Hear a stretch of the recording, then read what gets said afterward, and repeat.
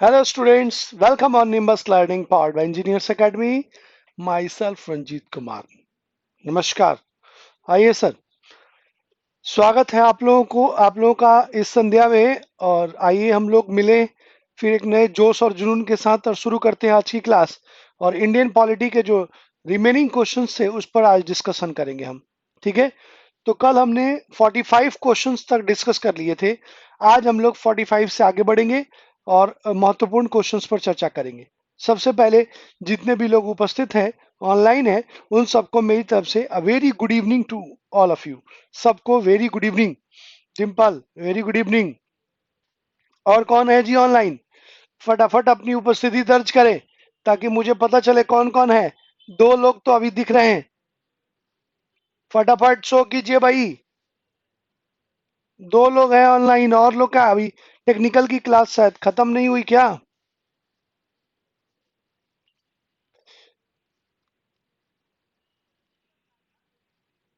Hello. Okay, Dimple सुन पा रहे हो आप मुझे? डिम्पल आवाज आ रही है मेरी? ओके, ठीक है। तो चलिए शुरू करते हैं आज की क्लास। लेकिन क्लास शुरू करने से पहले एक छोटा सा मोटिवेशनल कोटेशंस जिससे थोड़ा उत्साहवर्धन हो। ठीक है, आपने कहते हैं कि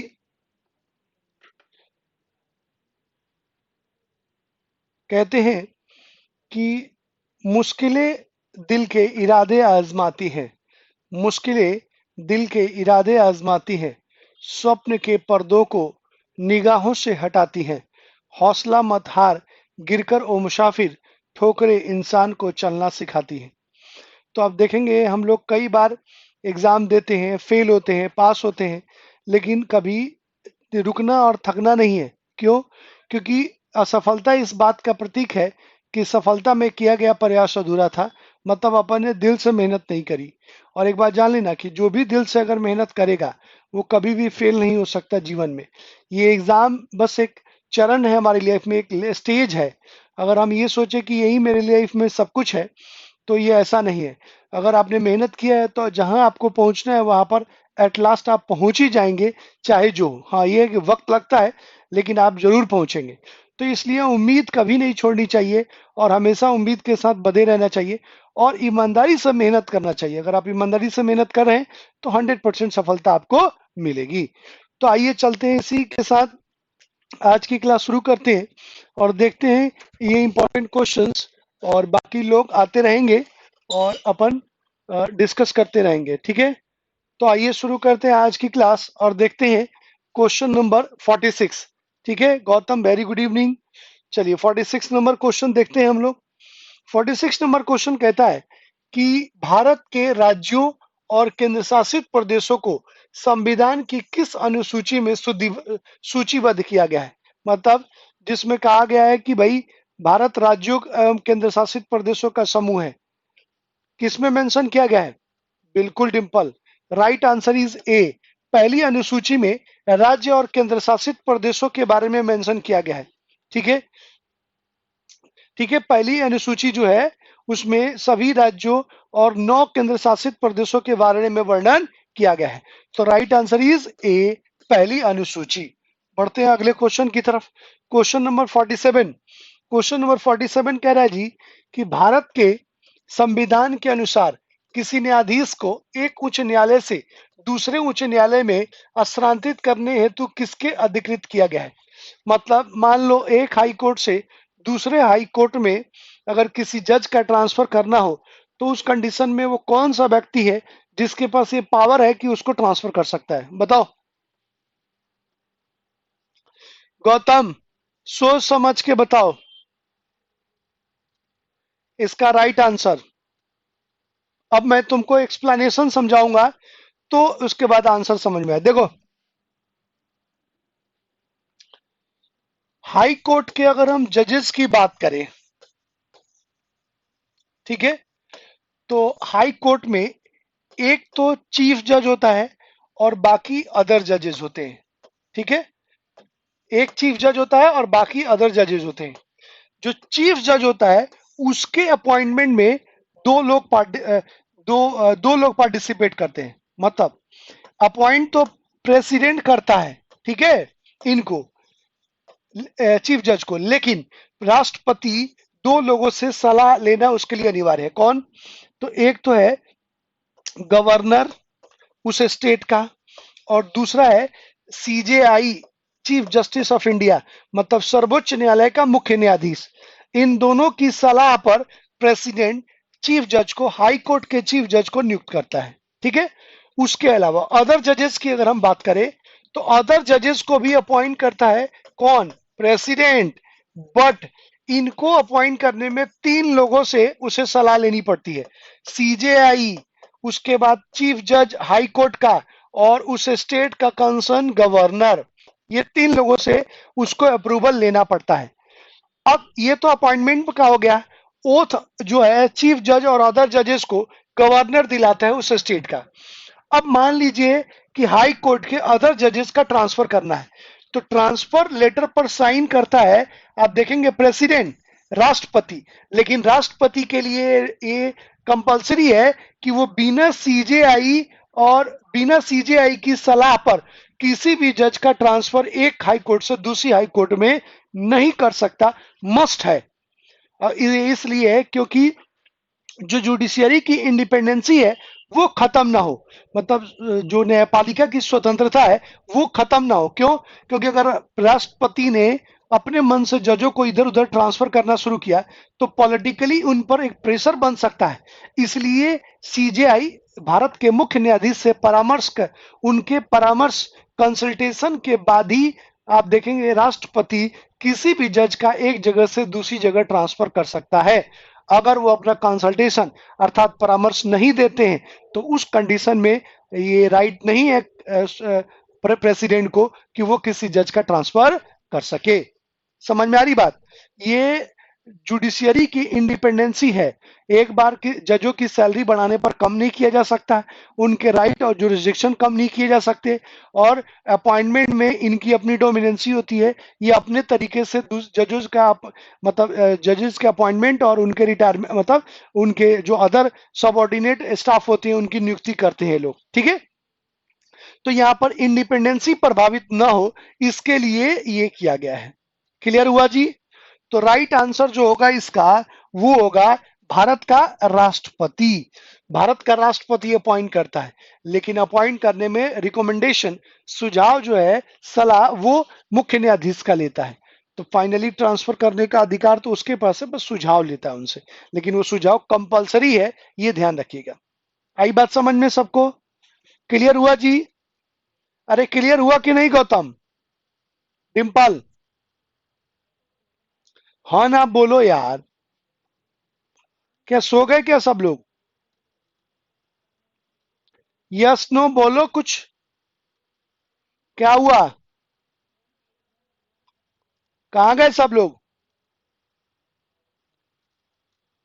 गुरुजी को संध्या का सलाम। मेरी तरफ से भी जितेंद्र आपको संध्या का बहुत बड़ा बहुत बहुत सलाम, और ढेर सारा प्यार, ताकि आप उस प्यार में एकदम तैरते रहें, ठीक है। हाँ भाई, गौतम, डिम्पल, क्या पूछा मैंने? हाँ या ना का सवाल जवाब पूछा था। क्या मन नहीं कर रहा है आज सवाल का जवाब देने का? अगर मैं कुछ पूछ रहा हूं तो उसको रिप्लाई करने का मूड नहीं है क्या तुम लोग का? क्या जी? डिम्पल, क्या हुआ? आप लोगों तक मेरी आवाज पहुंच रही है क्या? तो फिर इतना लेट रिप्लाई क्यों यार? डिम्पल, क्या बात है? मैंने जो समझाया वो समझ में नहीं आया? अरे आया कि नहीं?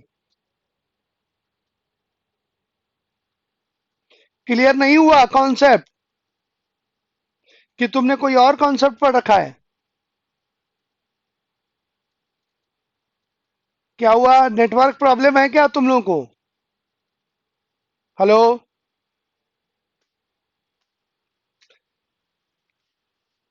क्या आप लोगों तक मेरी आवाज पहुंच रही है? सर आज रिप्लाई थोड़ा लेट से आएगा, बिकॉज आज मैं मोबाइल से वीडियो देख रहा हूँ। ओके, ठीक है। बाकी लोगों तक आवाज पहुंच रही है? बाकी लोगों तक आवाज पहुंच रही है? बाकी लोगों तक आवाज पहुंच रही है? चलो बढ़ते हैं अगले क्वेश्चन की तरफ।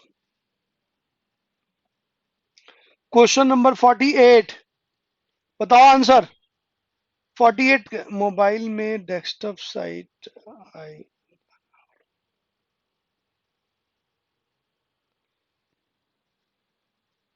बताओ भाई, 48 का आंसर बताओ। 48 का आंसर बताइए। 48 का आंसर बताओ। जितेंद्र ने बता दिया answer. Gautam, Dimple. Okay okay okay okay. बताओ भाई, आंसर बताओ 48 का।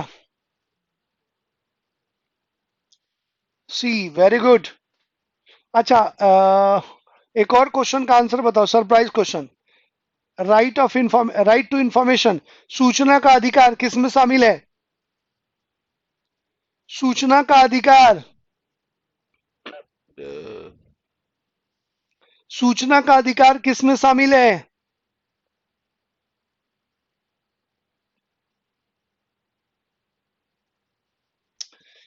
प्रेस की स्वतंत्रता, फ्रीडम ऑफ प्रेस जो है वो 19 क्लॉज ए वन में है। वन कह लो या ए कह लो, ठीक है। 19 जो है वो है right to speech and expression. Right to speech and expression मतलब बोलने एवं अभिव्यक्ति की स्वतंत्रता। और इसी के अंतर्गत 19 क्लॉज 1 जो है ये कहता है प्रेस की स्वतंत्रता, मतलब प्रेस को अधिकार है कि अपनी बात कहने और लिखने के लिए, ठीक है। तो स्पीच एंड एक्सप्रेशन के तहत ये इसका राइट आंसर होगा सी। सी है राइट आंसर। चलिए बढ़ते हैं अगले क्वेश्चन की तरफ। निम्नलिखित में से कौन कभी लोकसभा अध्यक्ष नहीं रहे? बताइए जी, इनमें से कौन लोकसभा अध्यक्ष कभी नहीं रहे? स्पीकर ऑफ लोकसभा नहीं रहे हैं, बताइए।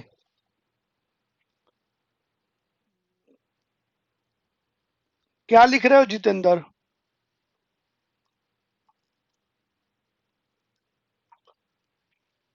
इनमें से कौन लोकसभा अध्यक्ष नहीं रहा है? आंसर दो भाई।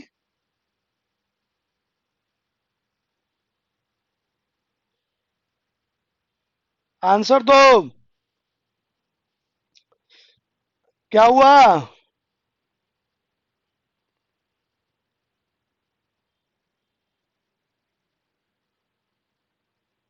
जितेंद्र, सोच के आंसर दीजिए। गौतम, सोच के आंसर दो। डिंपल, आंसर दो।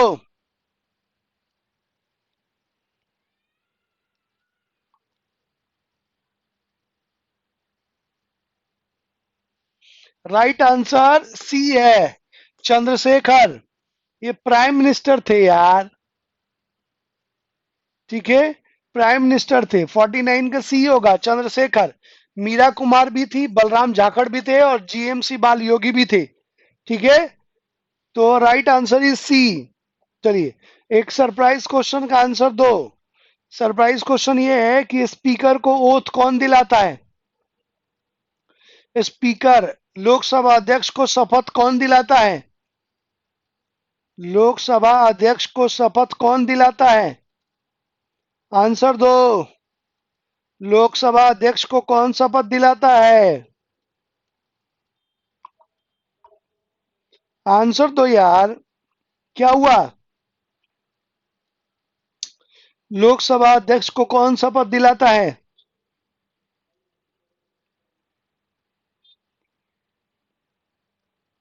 नहीं आ रहा, बताता हूं मैं। गौतम, डिंपल, क्या हुआ? सुन रहे हो तुम लोग मुझे? गौतम और डिंपल सुन रहे हैं? चौथा कौन है भाई ऑनलाइन? गौतम, डिंपल, जितेंद्र, और कौन है ऑनलाइन चौथा? Programme speaker.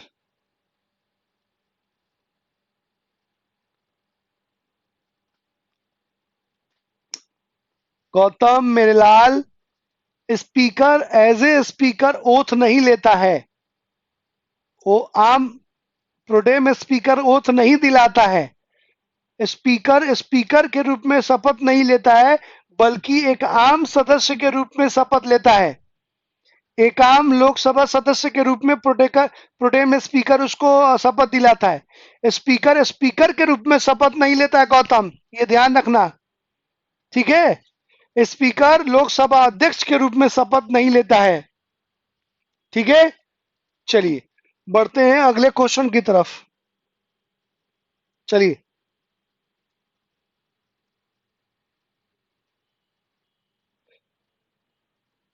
Question number 50, question number 50 का आंसर दो। भारत के राष्ट्रपति किसकी सलाह पर किसी राज्य के राज्यपाल की नियुक्ति करते हैं? राष्ट्रपति, अच्छा रजनीश, ओके ठीक है रजनीश। चलिए बताइए, राष्ट्रपति किसकी सलाह पर गवर्नर्स का अपॉइंटमेंट करता है? अभी अभी अभी आप देखेंगे आज या कल मध्य प्रदेश में एक नए गवर्नर की नियुक्ति हुई है, मालूम है ना? मध्य प्रदेश में एक नए गवर्नर की नियुक्ति हुई है।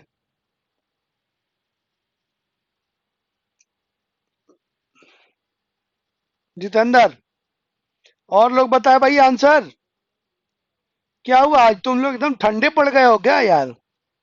ये मोबाइल में देख रहे हो तो सारे चीज डिले आ रहा है, इसलिए समझ में नहीं आ रहा है। बोलो, रिप्लाई करो आज। Right answer is C, Bharat के प्रधानमंत्री।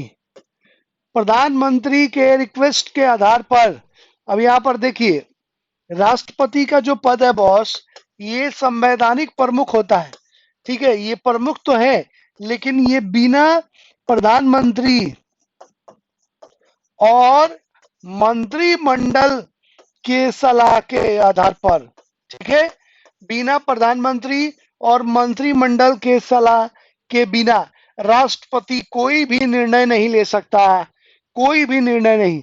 ये सारे निर्णय राष्ट्रपति को प्रधानमंत्री और मंत्रिमंडल की सलाह पर लेने होते हैं। इसीलिए प्राइम मिनिस्टर को रियल हीरो, मतलब हीरो ऑफ सेंट्रल गवर्नमेंट कहा जाता है, या रियल हीरो ऑफ यूनियन, ठीक है, केंद्र का रियल हीरो कहा जाता है, ठीक है। तो भारत के प्रधानमंत्री की सलाह के आधार पर आप देखेंगे राष्ट्रपति अलग अलग राज्यों में राज्यपाल की नियुक्ति करता है। राइट आंसर इज सी 50 का। बढ़ते हैं अगले क्वेश्चन की तरफ। क्वेश्चन नंबर 51, 51 कह रहा है निम्नलिखित में से किस देश में जनहित याचिका की अवधारणा उत्पन्न हुई थी? मतलब पीआईएल, पब्लिक इंटरेस्ट लिटिगेशन की अवधारणा किस देश से ली गई है? सबसे पहले तो मुझे यही बता दो कि पीआईएल आप समझते हैं क्या क्या होता है? हाँ या ना में जवाब देना। पीआईएल, पब्लिक इंटरेस्ट लिटिगेशन, क्या होता है ये आपको मालूम है? नहीं डिंपल, ओके डिंपल को मालूम नहीं है, गौतम को मालूम है, रजनीश को मालूम है, जितेंद्र को मालूम है, हाँ या ना में रिप्लाई कीजिए आप लोग। मालूम है पब्लिक इंटरेस्ट लिटिगेशन पूरी तरह राजा की किसी को भी अधिकारी नहीं है। नहीं जितेंद्र, नहीं सर। चलिए देखिएगा इधर, सुनिएगा, इसका मतलब क्या होता है फिर आंसर बताता हूं। चलो पहले आंसर ही बता देता हूं। आंसर है अमेरिका। अमेरिका से लिया है अपन ने पीआईएल, ठीक है, पब्लिक इंटरेस्ट लिटिगेशन, जनहित याचिका। अब इसको हम बोलते हैं जन हित, और ये है याचिका, पब्लिक इंटरेस्ट लिटिगेशन। जन का मतलब जनता, और हित का मतलब कि जनता के हित में हो, उनके लाभ के लिए हो, ठीक है, जनता के हित का। याचिका मतलब पेटिशन, ठीक है, कोई भी उसके खिलाफ एक दस्तावेज, ये क्या है? तो मान लीजिए कि जनता की कोई समस्या है, कोई भी समस्या हो सकती है जिससे काफी सारे लोग प्रभावित हो रहे हैं देश के किसी राज्य में। तो अब मान लो उसको कोई नोटिस नहीं कर रहा है और सरकार भी एक्शन उस पर नहीं ले रही है और जनता उससे परेशान है। तो कोई भी व्यक्ति सभी के हितों को ध्यान में रख के एक लिटिगेशन, एक याचिका तैयार करके और सुप्रीम कोर्ट में आम जनता की तरफ से दायर कर सकता है कि देखिए सर, ये है जनता की समस्या, चाहे वो बाढ़ की हो, चाहे आप देखेंगे पर्यावरण से संबंधित हो, चाहे वो प्रदूषण की हो, कोई भी इशू हो सकता है। और फिर जनता के हितों के को ध्यान में रखते हुए सुप्रीम कोर्ट जनता की तरफ से दायर किए हुए उस याचिका पर सुनवाई करती है और फिर सरकार को निर्देश देती है। जैसे आपने देखा हो, कुडनकुलम तमिलनाडु में एक न्यूक्लियर पावर प्लांट लगा था, सरकार ने लगाया था, सेंट्रल गवर्नमेंट ने। अब वो पावर प्लांट से उस एरिया के काफी सारे लोग प्रभावित हो रहे थे उसके न्यूक्लियर रिएक्शन से। तो जनता के हित को ध्यान में रख के उधर उधर वहां से एक लिटिगेशन फाइल किया गया, जनहित याचिका, और कहा गया कि सर ये पावर प्लांट से काफी सारे लोगों को रेडिएशन से प्रभाव होगा। और फिर सुप्रीम कोर्ट ने उस पर सुनवाई की और सरकार को निर्देश दिया कि ये जनता के हित में नहीं है, ये पावर प्लांट बंद किया जाए। ठीक है, नदी पानी जल विवाद है, कोई भी इशू, तो अगर जनता से संबंधित कोई इशू है और उस पर कोई सुनवाई नहीं कर रहा है, तो जनता की तरफ से रिप्रेजेंटेटिव बन के कोई भी पीआईएल फाइल करके और जनता के हित में सुनवाई करा सकता है सुप्रीम कोर्ट में। क्लियर हुआ? समझ में आई बात? अरे आई कि नहीं आई? क्लियर हो गया? चलिए, तो ये राइट आंसर है, अमेरिका से अपन ने पीआईएल लिया है। चलिए बढ़ते हैं अगले क्वेश्चन की तरफ। क्वेश्चन नंबर 52, निम्नलिखित में से कौन निर्धारित करता है कि कोई विधेयक धन विधेयक है या नहीं? कौन डिसाइड करता है जी? बताइए आंसर। डिम्पल, जितेंद्र बताओ, कोई भी विधेयक धन विधेयक है या नहीं, ये कौन डिसाइड करता है? एक बात। दूसरा बताओ मुझे कि दूसरा क्वेश्चन सरप्राइज क्वेश्चन है, धन विधेयक पेश करने से पहले किसका अप्रूवल लेना मस्ट होता है? धन विधेयक इंट्रोड्यूस करने से पहले किसका अप्रूवल मस्ट होता है? धन विधेयक संविधान के किस अनुच्छेद में वर्णित है? किस आर्टिकल में मेंशन है? धन विधेयक क्या होता है?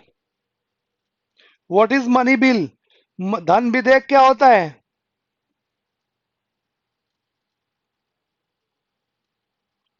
बताओ। चलो ये छोड़ दो, ये बता दो कि मनी बिल पर किसके राइट रिजर्व हैं? मनी बिल पर किसके राइट रिजर्व हैं? मनी बिल पर किसके राइट रिजर्व हैं?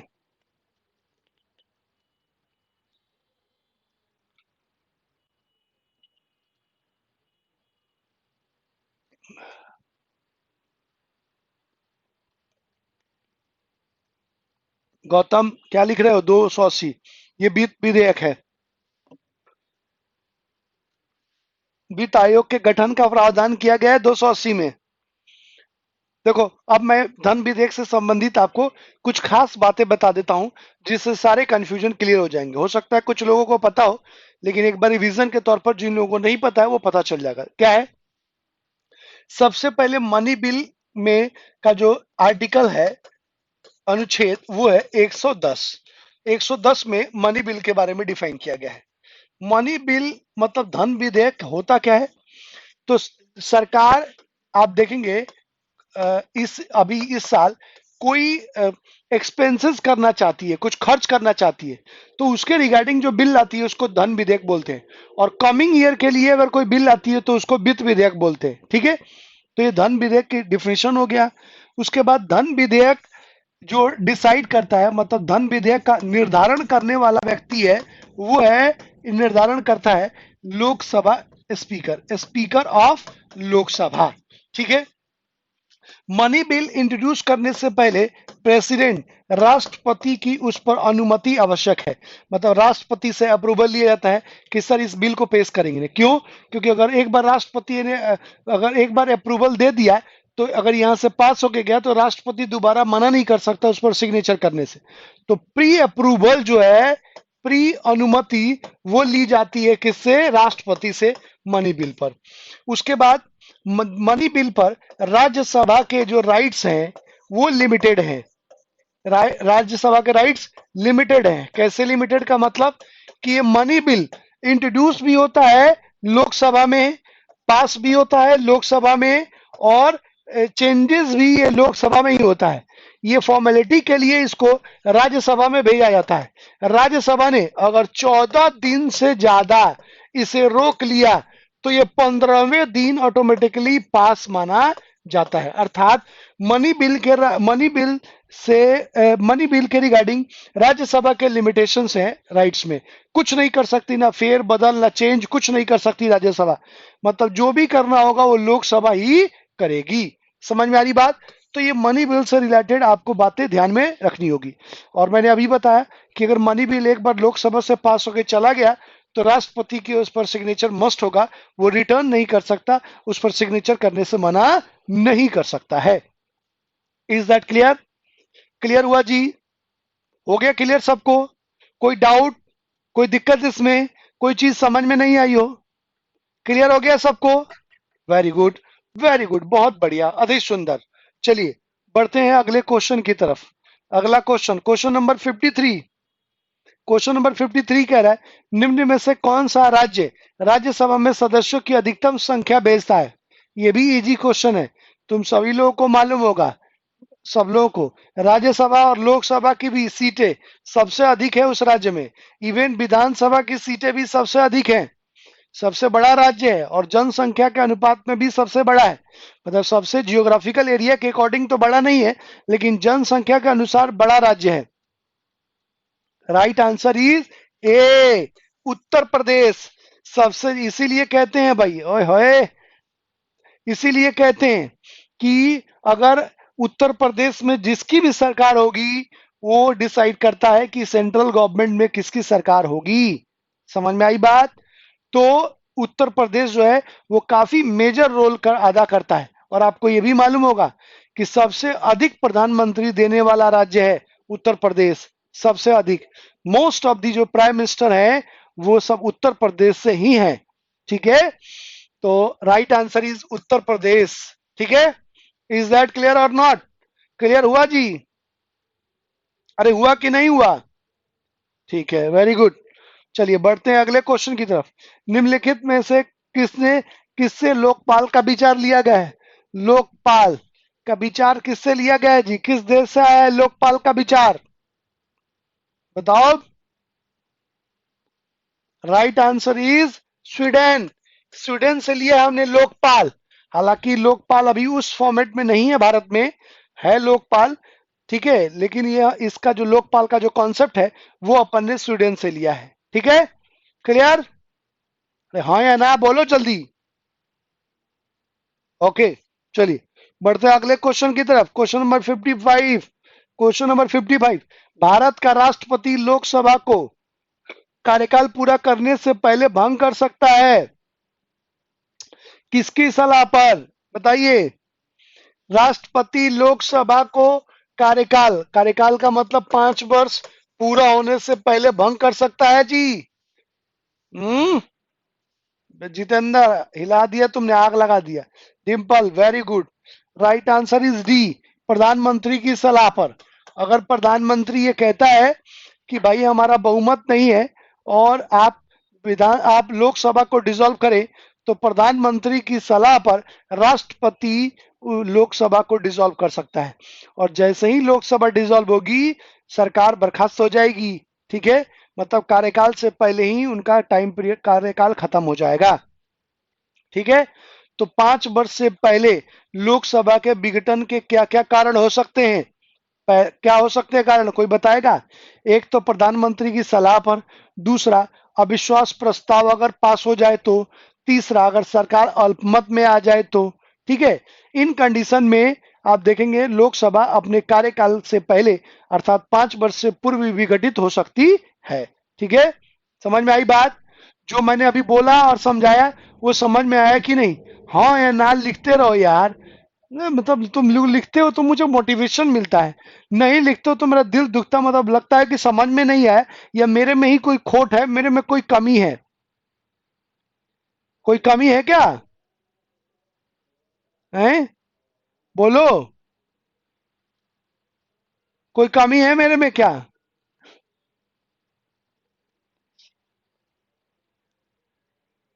अच्छा जितेंद्र, अच्छा, तुम लोग एकदम मुझे ताड़ पे चढ़ा दो। कह रही है Dimple you are great sir. No no, great नहीं। ग्रेट मैं तभी हूं कि तुम लोग जब क्वालिफाई कर जाओ मेरे पढ़ाने से, अगर तुम लोग क्वालिफाई करता हो तो सबसे बड़ा मेरे लिए उपहार यही होगा। मैं ग्रेट तब तक नहीं हूं जब तक तुमको इससे लाभ नहीं मिलता और एक आदमी भी क्वालिफाई नहीं करता। ठीक है? तो टीचर ग्रेट नहीं होता है, टीचर बस आप लोग का प्यार बना रहे और ऐसे ही आप लोग मन लगा के पढ़ें। हम जो मेहनत कर रहे हैं वो पूरी तरह से सफल हो, यही मेरी आप लोगों से अपेक्षा है। ठीक है? आइए, प्रधानमंत्री की सलाह पर हो गया। बढ़ते हैं अगले क्वेश्चन की तरफ। अगला क्वेश्चन, क्वेश्चन नंबर 56। भारतीय संविधान के किस अनुच्छेद में उपराष्ट्रपति को हटाने की प्रक्रिया दी गई है? मतलब उपराष्ट्रपति को हटाया जा सकता है, किस आर्टिकल में मेंशन है जी? क्वेश्चन नंबर 56 कह रहा है, बताइए। और ये भी आपको बताना है कि ये जो उपराष्ट्रपति है इसको कैसे हटाया जाता है। आपके सामने स्टूडेंट भी नहीं होते तब भी आप हमें। Very good. ठीक है, जितेंद्र, खुश कर दिया तुमने मेरा दिल आज। चलिए, बताइए क्वेश्चन नंबर 56। क्वेश्चन नंबर 56 का आंसर दो। देखो, 56 का आंसर मैं चाहता हूं कि तुम लोगों में से जितने भी लोग अभी पेड कोर्सेज कर रहे हैं वो सभी आए डेली और सभी लोग क्लास लें। ठीक है? और सब लोग पढ़ें। बाकी जो नहीं आ रहे हैं उनके उसके पीछे रीजन क्या है, क्यों नहीं आ रहे हैं भाई? बाकी जो और लोग इसमें इनरोल हैं, शुरू के दिन 12-14 लोग थे और अब इसमें पांच पांच लोग आज दिख रहे हैं। किसी दिन 9, मतलब नॉर्मली 9-10 लोग रहते हैं। बाकी लोग क्यों नहीं आ रहे हैं? क्या रीजन है?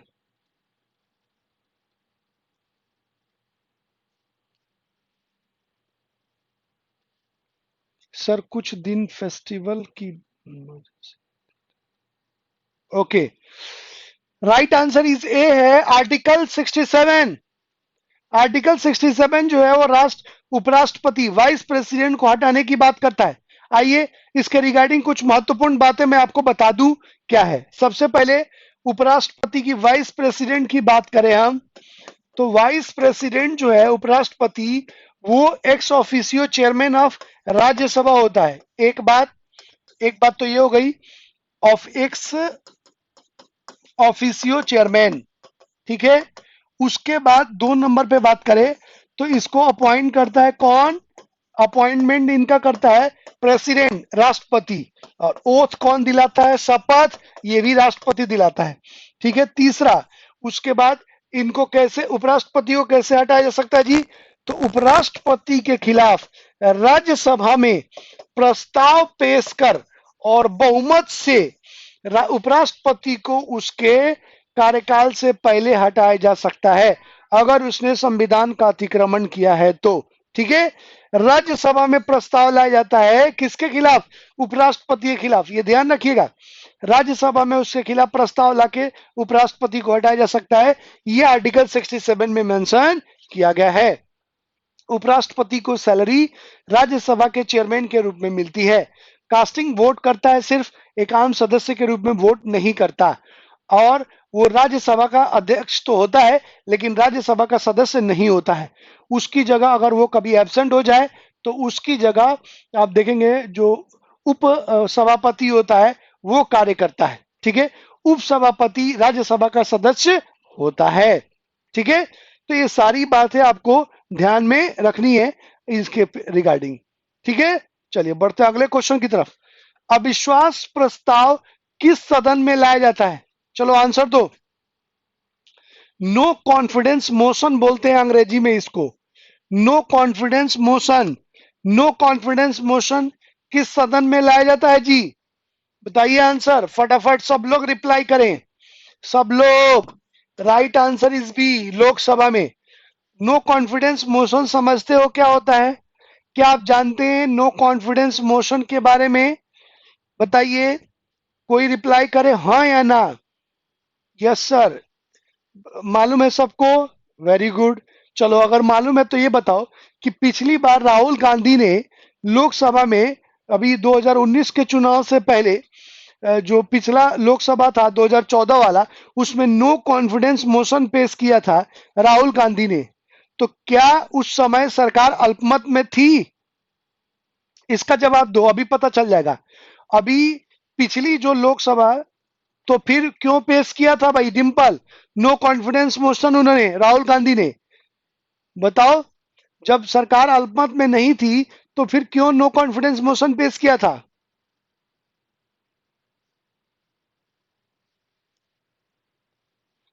देखो, नो कॉन्फिडेंस मोशन तभी पेश किया जाता है जब कोई सरकार अल्पमत में हो, तब लोकसभा में ये प्रस्ताव लाया जाता है और सरकार को कहा जाता है, जो रूलिंग पार्टी है, ये उसको कहा जाता है कि आप अपना बहुमत सिद्ध करें यहाँ पर प्लेटफॉर्म पे। सर ये सर जानते हैं।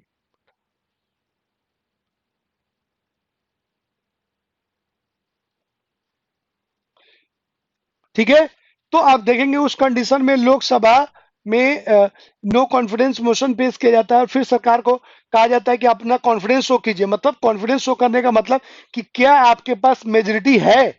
अगर मेजोरिटी नहीं होती है, वो कॉन्फिडेंस शो नहीं कर पाता है, तो फिर आप देखेंगे सरकार लोकसभा भंग हो जाती है।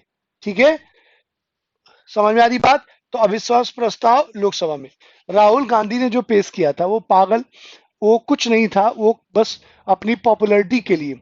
आप जानते हैं राहुल गांधी को तो कोई सुनता नहीं बाहर, तो उन्होंने कहा कि एक काम करता हूं कि जैसे लोकसभा में नो कॉन्फिडेंस मोशन ले आता हूं। जैसे ही नो कॉन्फिडेंस मोशन की बात करूंगा, सबके कान खड़े हो जाएंगे कि इतनी मेजोरिटी वाली सरकार नो कॉन्फिडेंस में कैसे आ गई। और फिर सबकी निगाहें टीवी पर होंगी और फिर उसमें मैं टीवी पर भाषण दूंगा जबरदस्त और मोदी सरकार की आलोचना करूंगा। तो उन्होंने नो कॉन्फिडेंस मोशन पेश कर दिया और पहले राउंड में भाषण भी बढ़िया दिया, लेकिन दूसरे राउंड में उन्होंने ही मिट्टी पलीता कर दिया। क्या? तो अपने ही खुद मुंह मियां मिट्ठू बनने लगे, पीठ थपथपाने लगे, और नहीं तो जाके मोदी जी के गले लग गए। और उससे बड़ा कांड कर दिया कि वहां बैठ के सिंधिया को आंख मार दी, और उसमें आप देखेंगे कैमरे में कैप्चर हो गया, और फिर राहुल गांधी की ऐसी की तैसी हो गई। मतलब पूरी तरह से उन्हीं की इज्जत चली गई। तो यहां पर आप देखेंगे कि नो कॉन्फिडेंस नहीं था, लेकिन फिर भी जानबूझ के उन्होंने अपनी पॉपुलैरिटी बढ़ाने और तमाशा करने के लिए नो कॉन्फिडेंस पेश किया था पिछली सरकार में। तो नॉर्मली ये उन्हीं कंडीशंस में पेश किया जाता है जब मेजोरिटी नहीं होती है। समझ में आई बात? आइए बढ़ते हैं अगले क्वेश्चन की तरफ। अगला क्वेश्चन, निम्नलिखित कथनों में से कौन सही नहीं है? बताइए जी, कौन इनमें सही नहीं है? कौन कथन सही नहीं है? लोकसभा को प्रथम सदन कहा जाता है, राज्यसभा संसद का उच्च सदन है, लोकसभा एक स्थायी सदन है, राज्यसभा एक स्थायी सदन है। बताइए, सबको आंसर मालूम होगा।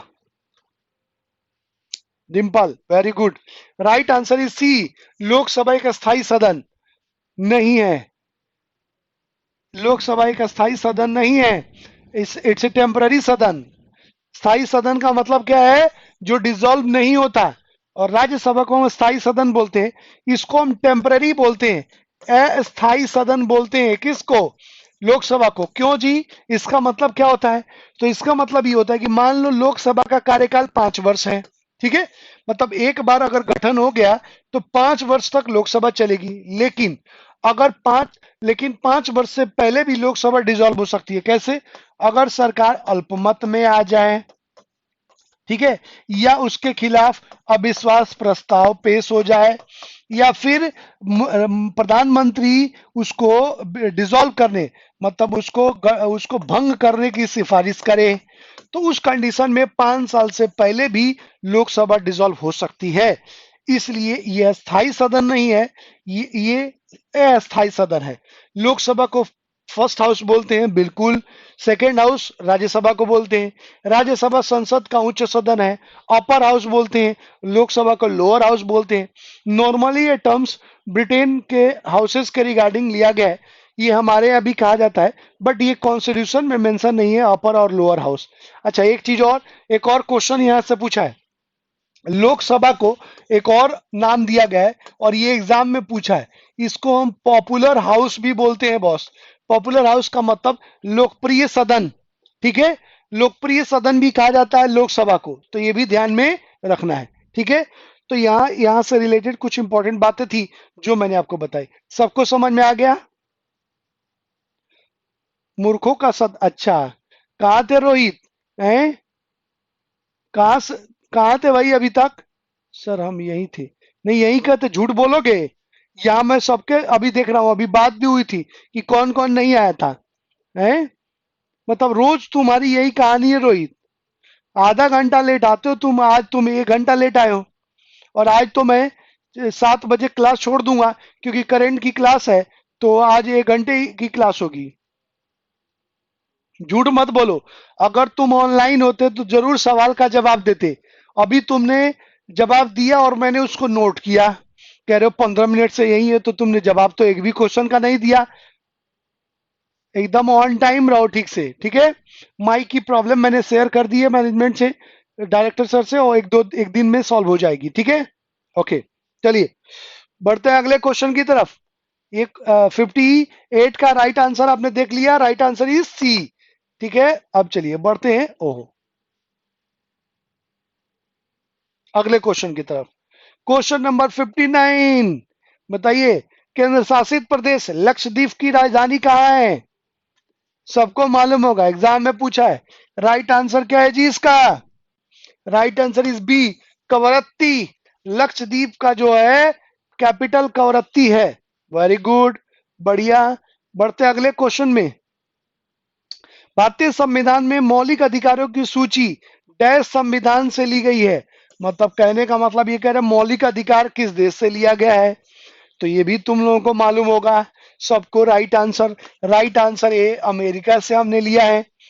ठीक है, अमेरिका से लिया है, और कनाडा से भी बहुत सारी चीजें ली है हमने। फ्रांस और ब्रिटेन से भी ली है। ठीक है। आइए बढ़ते हैं अगले क्वेश्चन की तरफ।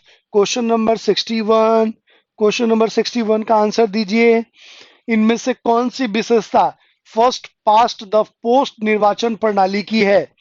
बताइए।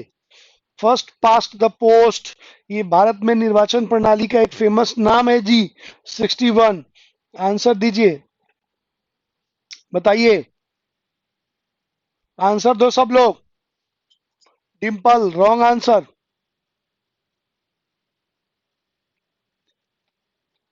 ये जो direct Rohit wrong answer. Wrong answer Rohit, फिर से एक बार रिवाइज करो। गौतम ने सही आंसर दिया है। Right answer is B. अरे यार, जो हमारे देश में डायरेक्ट वोटिंग का जो होता है उसको फर्स्ट पास्ट द पोस्ट बोलते हैं। मतलब जिसको सबसे ज्यादा मेजोरिटी मिलेगी वही जीत हासिल करता है। फर्स्ट पास्ट द पोस्ट, ये डायरेक्ट वोटिंग को, प्रत्यक्ष मताधिकार को फर्स्ट पास्ट पोस्ट बोलते हैं। ये ध्यान रखना, ये टर्म बहुत कम यूज किया गया है, इसको फर्स्ट पास्ट द पोस्ट कहते हैं। तो राइट आंसर जो है वो है बी, मतदाता प्रत्याशी को वोट करता है, और जिसको सबसे ज्यादा वोट मिलता है वो जीत हासिल करता है। भाई अपन एमपी का चुनाव लड़ते हैं या चुनाव वोट देने जाते हैं, विधायक एमएलए को वोट देते हैं, तो फर्स्ट पास्ट वोटिंग सिस्टम के आधार पर ये होता है। जिसमें सबसे ज्यादा वोट होता है उसी को विजित प्रत्याशी घोषित करते हैं कि नहीं करते हैं? तो राइट आंसर इज बी होगा। ठीक है, चलिए बढ़ते हैं अगले क्वेश्चन की तरफ। क्वेश्चन नंबर 62, भारत के संविधान में मौलिक अधिकार के अनुसार छुआछूत की समाप्ति किसके अंतर्गत है? बताइए। छुआछूत किसके अंतर्गत रखा गया है? Abolition of untouchability. Abolition of untouchability, abolition of untouchability किस में रखा गया है? बताओ फटाफट। वेरी गुड, समता या समानता का अधिकार। ये जो पहला फंडामेंटल राइट्स है, जो आर्टिकल 14 टू 18 के अंतर्गत है, अनुच्छेद 14 से 18 में, जिसमें आप देखेंगे 14 में क्या मेंशन है, तो जाति धर्म मूल वंश के आधार पर छुआछूत का प्रतिषेध। उसके बाद आप देखेंगे समता या समानता का अधिकार। ठीक है, इसमें 5 आर्टिकल्स हैं, तो 5 आर्टिकल में आप देखेंगे जो 17 है, एबोलिशन ऑफ अनटचेबिलिटी। आर्टिकल 17 है एबोलिशन ऑफ अनटचेबिलिटी। आर्टिकल 18 है एंड ऑफ टाइटल्स, उपाधियों का अंत। तो अनुच्छेद 17 में छुआछूत के उन्मूलन की बात की गई है कि अगर कोई भी छुआछूत करता है अभी आर्टिकल 15 आई थी ना उत्तर प्रदेश वाली मूवी, उसी पर तो थी। तो राइट आंसर इज ए है, समता या समानता का अधिकार। क्लियर हुआ? अरे क्लियर हुआ? क्लियर हुआ यहां तक? सब लोग फटाफट बोलो, क्लियर हुआ यहां तक? क्लियर? चलिए, तो अपन आज के लिए बस इतना ही करते हैं। अभी एक दूसरा टेस्ट RSMSSB का क्वेश्चन एक्सप्लेनेशन है और फिर करेंट की क्लास है। तो आज अपन यही क्लास खत्म करते हैं और फिर अपन मिलेंगे कल नए जोश और जुनून के साथ। और कल आई होप कि माइक की प्रॉब्लम नहीं होगी और अपन कल पूरा 2 घंटा करेंगे, ठीक है? तो चलिए आज के लिए बस इतना ही। थैंक यू वेरी मच, ठीक है? 6 बजे से वो दूसरी क्लास है, तो आज के लिए धन्यवाद, ठीक है? Okay bye.